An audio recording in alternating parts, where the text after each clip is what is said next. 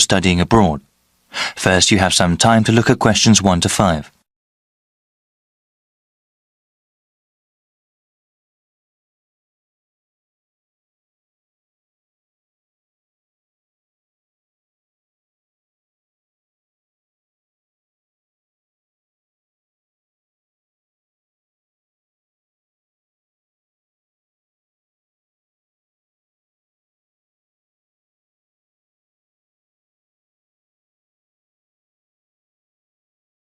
Now we shall begin. You should answer the questions as you listen because you will not hear the recording a second time. Listen carefully and answer questions 1 to 5. Hi there, how are you? I'm glad that you came to the convention today. We have a lot of schools here today talking about study abroad programs. You can talk to them and find out which program works best for you. We also have a presentation called How to Prepare for University Studies. I recommend that you attend. The presentation starts at 9 a.m. and it will help you understand what you need to do before you go to university. It will take place in the Blue Room. Oh, the Blue Room? Where is that? Let me explain the schedule first. Then I'll tell you about where the events are. Okay, thanks. Yes, so the conference organizer will talk about 30 minutes telling you how to prepare for university-level courses. They can be very tough for new students. He will also talk about the special needs of international students. They have a different set of issues to deal with than students from the home country. So you said that was in the Blue Room?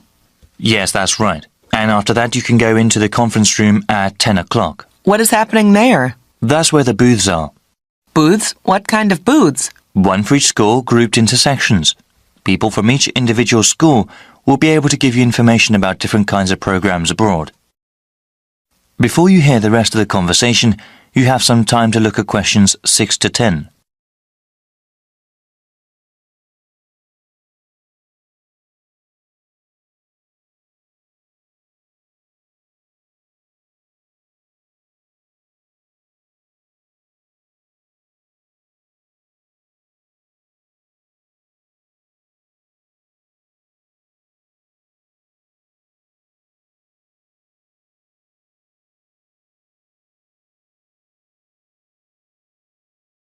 Now listen and answer questions 6 to 10. Okay, so how do I get around the conference room? Right, let me tell you about how to get there first. So when you exit the Blue Room, you have to turn left. Walk until you get to the end of the hallway and you'll see 2 doors on both sides of you. The conference room is on your right. The room on the left side is the banquet hall, but there aren't any events scheduled there for today. Oh, okay, the banquet hall is where the washrooms are. Yes, the washrooms are at the very back on the side opposite the doors. All right then, so how many schools will be represented? We have over 50 schools here today. Oh wow, that's a lot. That's okay. I'll give you a brief layout. The booths are laid out by region. That means schools from the same country will be in the same section. The first section you see when you enter the conference room are the schools from Australia. I see. That is quite a popular destination these days. What other sections are there? If you walk further on, the next section will have schools from Europe. Most of them are from England, but there are other countries as well. Oh yes, are there any places where I can get refreshments? Of course. Talking can work up an appetite. Refreshments are available all the way in the back of the conference room, past the Australian and European sections. Thanks for all the help. No problem. That is the end of section 1. You now have half a minute to check your answers.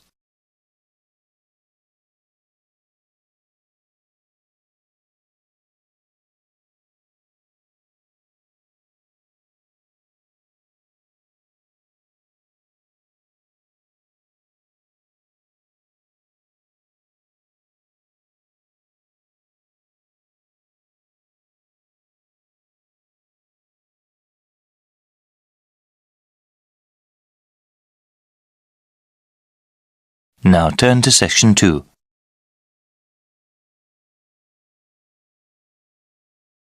Section 2. You'll hear an orientation given to new students about technology services on campus. First, you have some time to look at questions 11 to 15.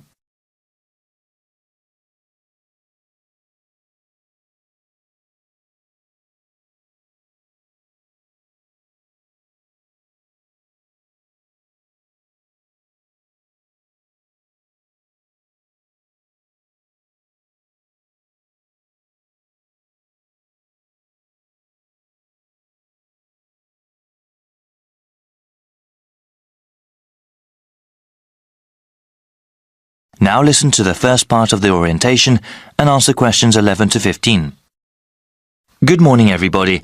I hope everyone has enjoyed orientation week so far. I know that you all have been getting quite a bit of information, but I really do need to give you some more regarding the Information and Computer Services, ICS, here at Kudrow College. I'd been here long enough to remember when kids hauled their typewriters around. Having a computer, whether it is a desktop or laptop, is now indispensable. They are so necessary, in fact, that our school is willing to help students with financial aid, if they need it, in order to purchase a computer. If you want to know how the school can help you get a computer, please visit our website or the ICS Centre. Though we coordinate the One Student, One Computer program, our main task at ICS is to help students deal with any technical issues that they have. We have a help desk where students can call in and ask about any computer problems they have. At this time of the school year, the help desk assists students with connecting computers to the school network. Included in your orientation packets are instructions on how to do so. As you can see, the instructions for connecting a Windows-based PC is much more complicated than for an Apple computer. We actually recommend the latter because it is good for students to focus on their work, not on solving problems that come from the computer's operating system. If you call the help desk, you can also get help with things like connecting your printer. Best of all, if your computer is having major problems, you can bring it in and get it serviced. Before you hear the rest of the orientation, you have some time to look at questions 16 to 20.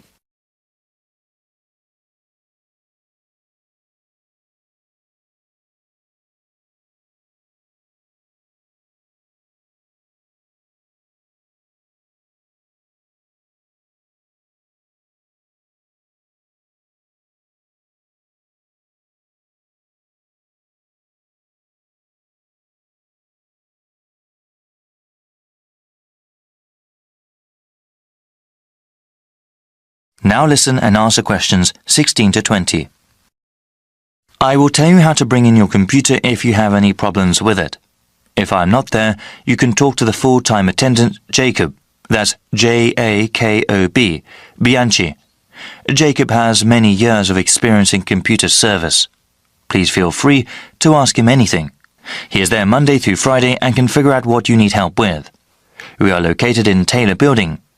Our extension is 7760. This year, we also have extended opening hours. We are open both weekdays and weekends. During the week, we are open from 9 to 7 and on Saturdays from 12 p.m. to 5 p.m. Fill out a form and if you need to drop your computer off, we'll get it fixed right away.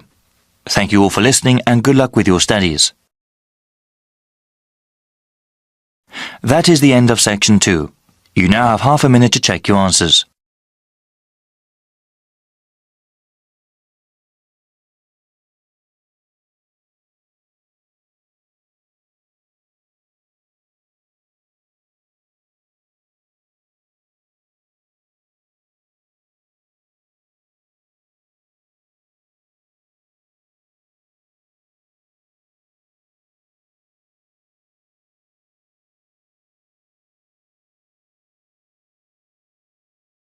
Now turn to section 3. You will hear a conversation between 3 students who are preparing a presentation. Now look at the questions 21 to 25.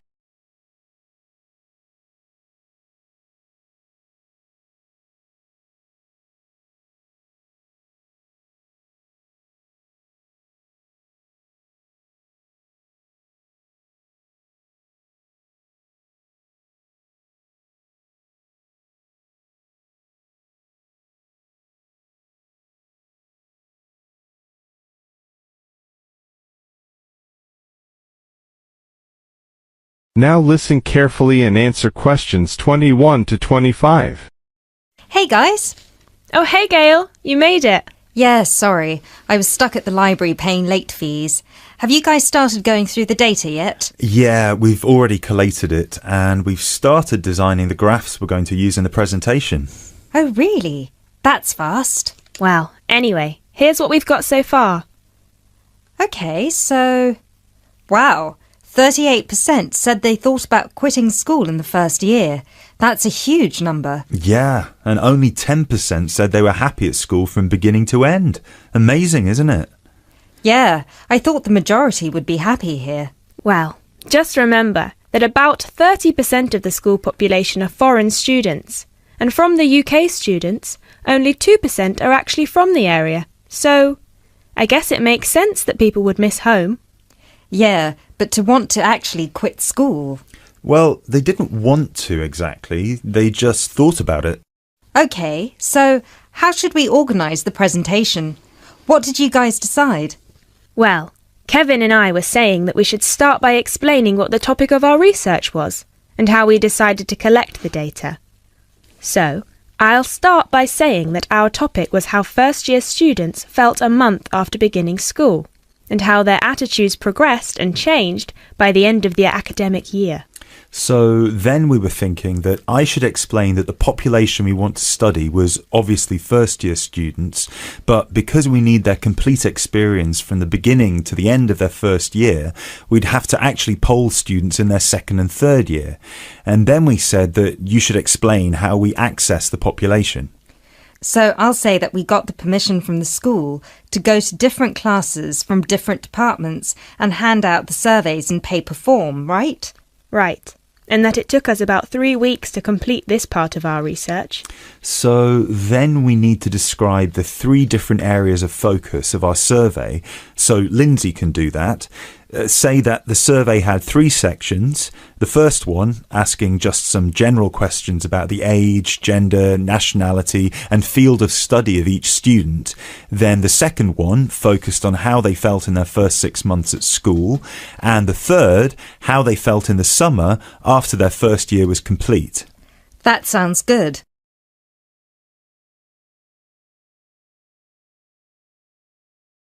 You now have 30 seconds to look at questions 26 to 30.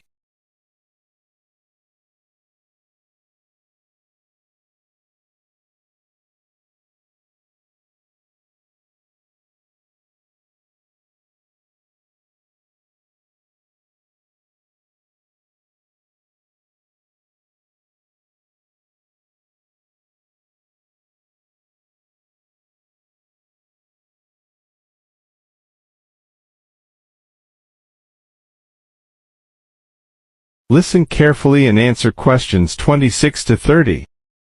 OK, so let me see the breakdown. OK, so we've got an equal distribution of boys and girls. That's good. Almost equal. 51% of the participants were boys, the rest were girls. Right, and 70% of the participants were British, while the other 30% were... 10% were from America and Asia, 2% were from Africa, and 18% were European. We had a small number of Australians as well, 0.03%, so I guess Europeans were 17.97% if you want to be precise. Which we should. Anyway, and obviously the age was all 20 or 21, with a few 19-year-olds. Only about 5%. No, wait. 4%. Right? No, it's 5%. Look. Right. OK, so Lindsay will describe the 3 sections, and then you, Kevin, you'll describe the demographic and geographical breakdown, and You can start with the graph, and then we'll all explain the data together. Right, so we'll put this graph up on the board and explain that most students experience some form of homesickness or mild depression in the beginning of their course. But we need to point out that by the end of the year, it was only 5% that still felt like quitting school. Yeah, but remember that we didn't actually have the opportunity to interview or poll any of the students who left school, so the information we have only relates to current students, and those numbers might be bigger in reality. Yeah, I guess we need to mention that. But we did check the dropout rate for the last 2 years, and it was very low, so at the end of the day, the numbers can't be much bigger. Yeah. Anyway, so after we explain the data and we show the 3 graphs with the background information and the responses for 6 months and 1 year, we should spend some time also talking about... That is the end of section 3. You now have half a minute to check your answer.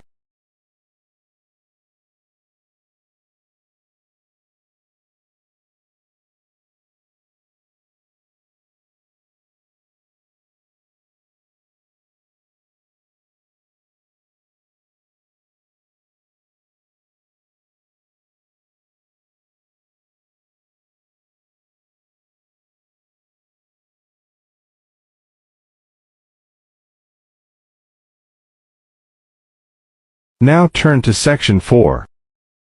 You will hear a lecture about English language. You have 30 seconds to look at questions 31 to 37.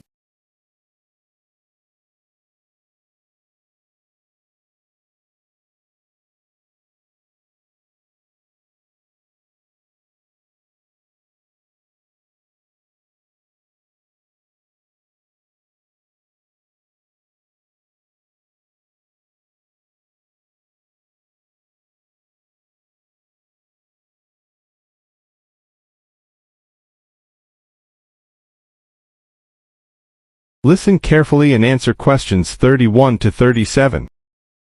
Those of you who were here last week will remember that we talked about the journey of the English language from its early Indo-European origins through to Old English, Middle English, and then to early and late modern English before it reached the form that it has today. Today, we will be continuing that theme by focusing on the future of the English language and all the places it might go from here. There are about 2.1 billion people around the world who can speak English. Out of these, only 400 million are native speakers, which means that 4 in 5 English speakers are non-natives. This is obviously quite an impressive number, considering that just 2 centuries ago, in 1801, there were only about 20 million speakers of English around the world, and languages like French and German were ahead of English in terms of how many people were using them. But what does it mean? What it means is that the future of the English language doesn't really depend on its native speakers, but on that massive number of non-native speakers learning it around the world. Has anyone heard the term pidgin before, or Creole? A pidgin is a simplified version of a language which acts as a bridge between two people who don't have a common language, allowing them to communicate with each other. While a Creole is a language that evolves from a pidgin, with the difference that it is fully formed with clear grammatical rules and vocabulary. There are currently dozens of Pidgin and Creole languages based on English around the world, for example, Nigerian Pidgin or Jamaican Patois. These languages are also known as Englishes. What's interesting about these Englishes is how different they sound to, for lack of a better term, proper English. Take the word trousers, for instance. In Sheng, which is a Kenyan Creole language, they're called longi because they're long. But even versions of English that are recognized as official variations or dialects still differ greatly from each other. Americans and Jamaicans would call the back of a car where you store your luggage the trunk. Britons, Australians, Canadians, and other Commonwealth countries would call it the boot. A subway in the UK is a tunnel under a road that allows pedestrians to cross safely. In the US, it's an underground train. You might think of these differences as minute, but when you take into account the dozens of different versions of English out there, a very intriguing parallel arises with another language from the past: Latin. Latin, too, used to be a lingua franca. Nowadays, it's all but dead, spoken only by a few clerics and scholars. At some point in history, it splintered into various different languages which became known as Romance languages. For example, Spanish, Italian, or French. There are some that theorize that the same thing might happen to English in the near or distant future, that all these Englishes we have today in different countries will continue to develop, so pidgins will turn into Creole languages, and Creole languages will turn into just languages, and English itself, as we know it today, will disappear, or become less and less important. It's an interesting theory, if nothing else. You now have 30 seconds to look at questions 38 to 40.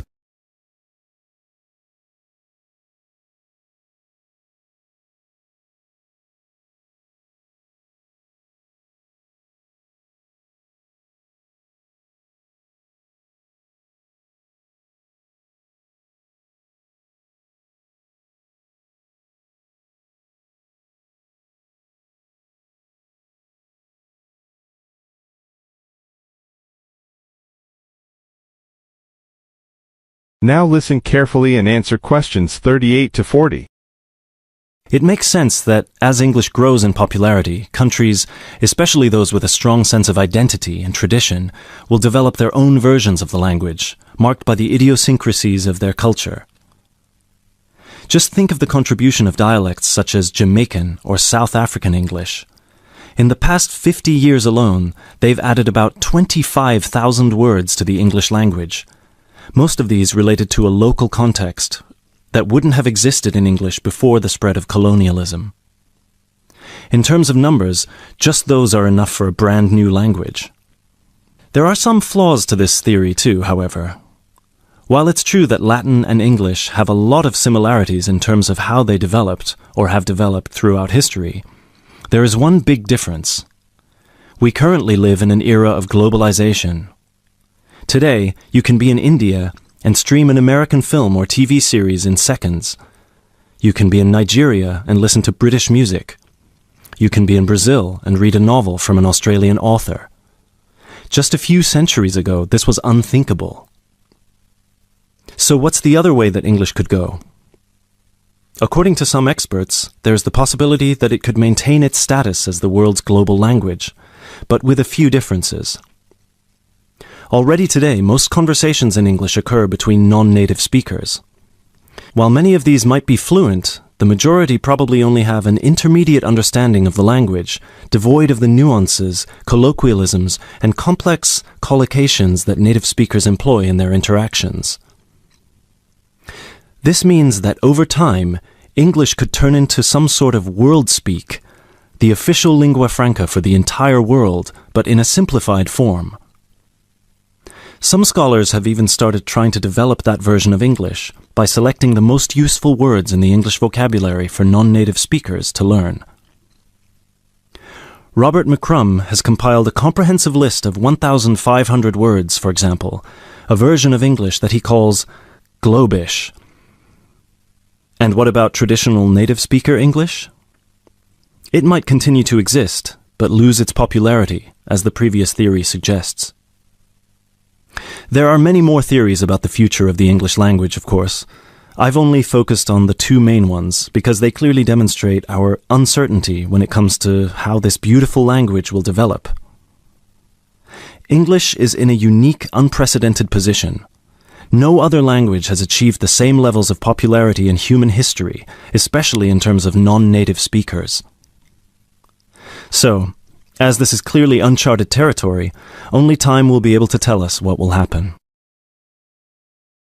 That is the end of section 4. You now have half a minute to check your answers.